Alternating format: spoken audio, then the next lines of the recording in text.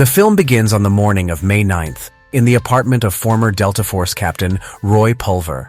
He awakens next to a woman named Alice, who screams and flees when a man wielding a machete enters and attempts to strike Roy's head. With well-rehearsed movements, Roy dodges the hitman and defends himself, expressing his annoyance at the situation.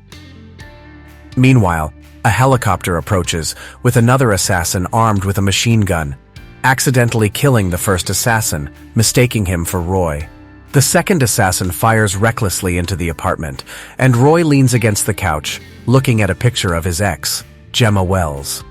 After the helicopter crashes through the window, Roy jumps onto a truck full of sand, mentioning that he failed 22 times before getting it right, and then carjacks someone to escape two more assassins, whom he calls Pam and Esmeralda. Roy drives recklessly, forgetting about an oncoming truck, collides with it, and dies after being ejected through the window. Through narration, Roy explains that he has died 140 times so far, as he is trapped in a time loop and must relive the same day over and over again. The issue is that no matter how many assassins he manages to evade, more keep appearing.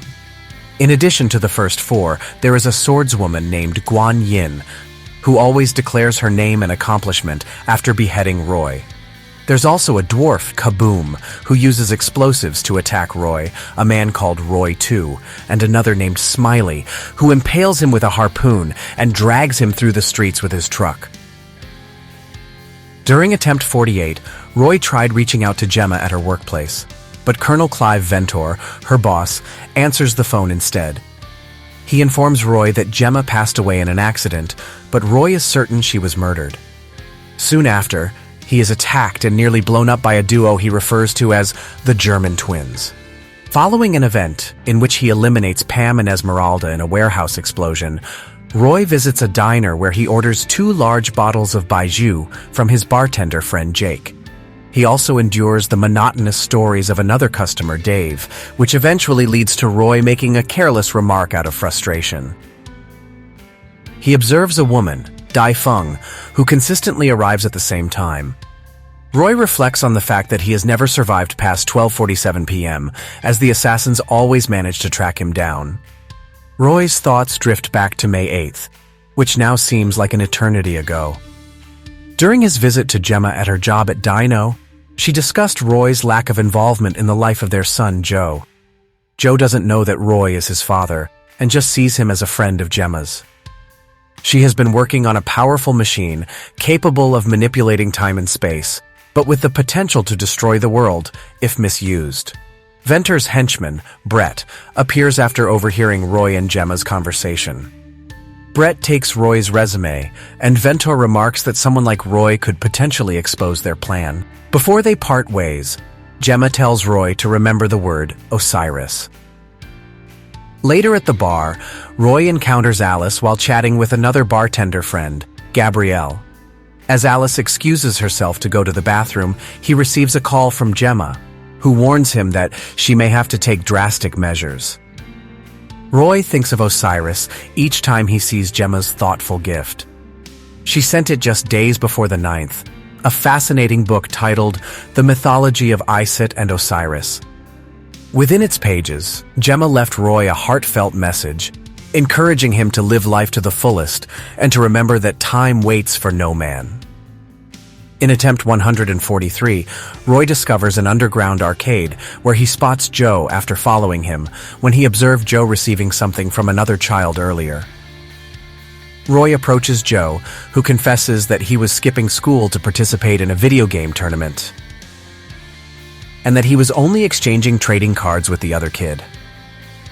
Roy spends some quality time with Joe, but is filled with sadness as he has to break the news that Gemma has died.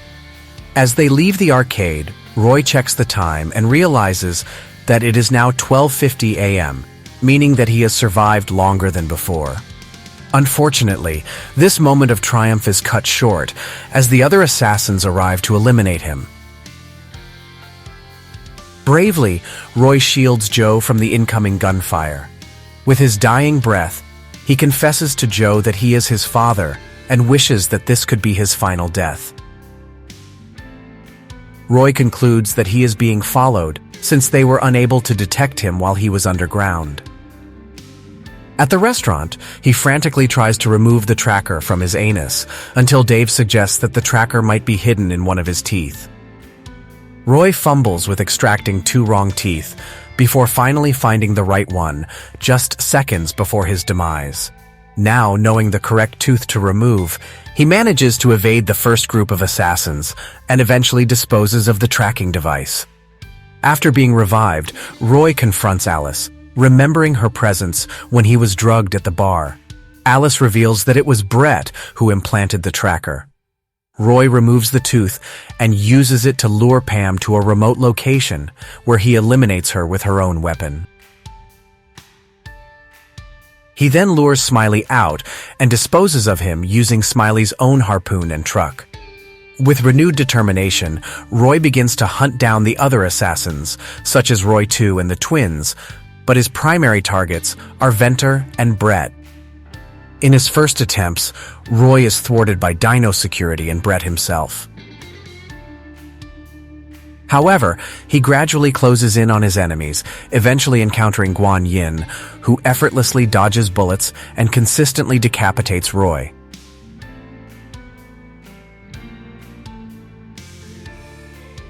At one instance, when Roy is incapacitated, Ventor reveals to him that Gemma's machine is called the Osiris Spindle, and that Ventor intends to use it to alter history.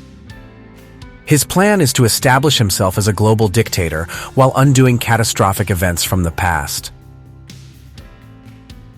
After resetting, Roy seeks assistance from Dai Feng, who imparts knowledge of swordplay to him.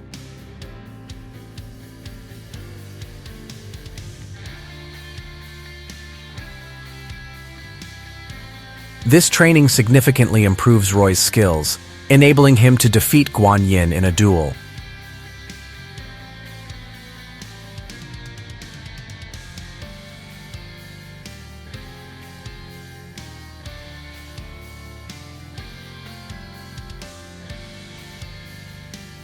He eliminates Brett and proceeds to confront Ventor.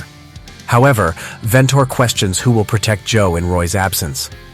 Panicked, Roy rushes to the arcade only to discover that Joe has already been killed. In his attempt to reach the scene, the Osiris Spindle activates, resulting in the world's destruction. Roy resets once more, but feeling hopeless and convinced that everyone will die regardless of his actions, he allows the machete-wielding man to kill him in the next 15 attempts. Eventually, Roy overcomes his despondency and decides to spend his last moments with Joe. He visits the arcade and forms a close bond with Joe, engaging in various activities and conversations, ultimately experiencing the father-son relationship they never had before. Invariably, Joe falls asleep just before the world's end. On attempt 249, while conversing with Joe, Roy learns that Joe had received a voicemail from his mother earlier in the day.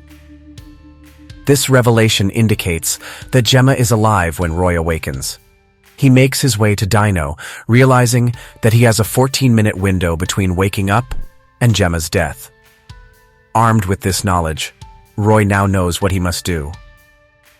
In his subsequent attempt, Roy eliminates the machete-wielding man and leaps onto the helicopter. He overpowers the gunman, ejects him from the aircraft, and coerces the pilot to fly to Dino. Roy dispatches the security personnel, and anticipating the arrival of the entire group of assassins at the entrance, he procures a machine gun and eliminates them all in a single barrage. He advances to the main room and puts an end to both Brett and Ventor. Gemma realizes that the Osiris Spindle functions as she had envisioned. Roy shares with her his numerous deaths and how he has been using his days to bond with Joe. Prepared to step into the machine, despite Gemma's uncertainty about the outcome, Roy offers her a reassuring glance one last time before entering. Roy awakens now free from the time loop. He smirks, fully aware of the actions he must take, while also ensuring his own survival.